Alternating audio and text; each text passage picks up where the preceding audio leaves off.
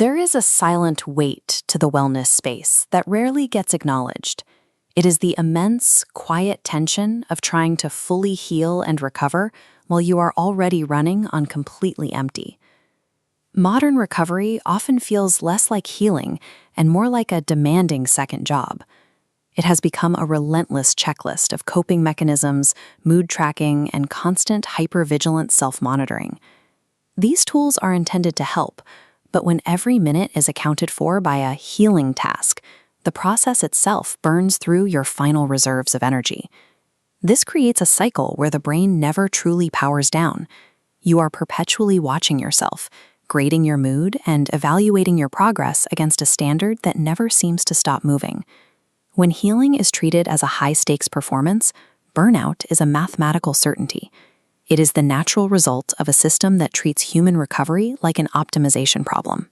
This exhaustion is especially heavy when you are navigating mental health challenges and recovery at the same time.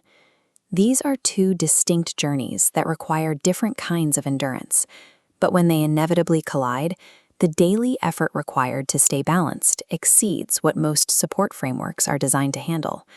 If you feel unable to keep up, it is because you have reached the physical limit of holding two massive weights at once. It is not a lack of willpower, it is a lack of space. Traditional models often address this by giving you more to do, more workbooks, action steps, and instructions, asking you to solve your exhaustion with even more effort. Moving through this intersection requires something different, a temporary, much-needed end to the endless pursuit of superhuman endurance, and a space where no effort is required. Traditional support often starts with a specific assumption that you are a broken object in need of repair. This approach measures your worth through progress charts. It treats well-being as data points to be optimized, turning peace into a high-anxiety pursuit of better.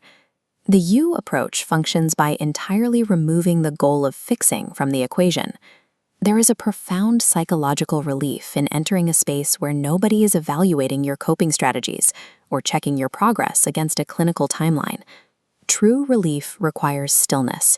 Stillness cannot exist in an environment that is constantly demanding measurable change. This stillness works through a process called co-regulation. When you sit with someone who is truly grounded, your own body begins to take notice of their calm. Our nervous systems naturally look for cues in our environment.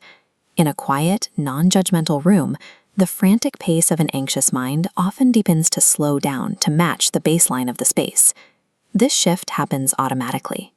Because there is no demand for a response or performance, the survival parts of the brain can finally lower their guard. In practice, peer support at UNU looks like shared reflective silence, rather than a series of intake forms and evaluations. The quiet act of being witnessed without judgment provides a nervous system reset that traditional instructions rarely achieve. Healing changes when the pressure to be better is replaced by the permission to be. Moving forward often means putting heavy things down.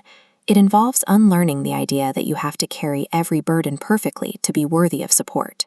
We are often taught that resting is the same as giving up. In reality, allowing your mind to stop performing is a necessary, active part of long-term health. Stripping away all these layers of expectations is the first real step toward a mental health that lasts. This philosophy is built on the rejection of the idea that you are a project to be finished. We provide an environment free of clinical pressure and performative healing. It is a space for just being. You do not have to perform here. You do not have to fix this right now. You can rest. Welcome to the Vault. UN, you is always enough. I'm here to support and be with you.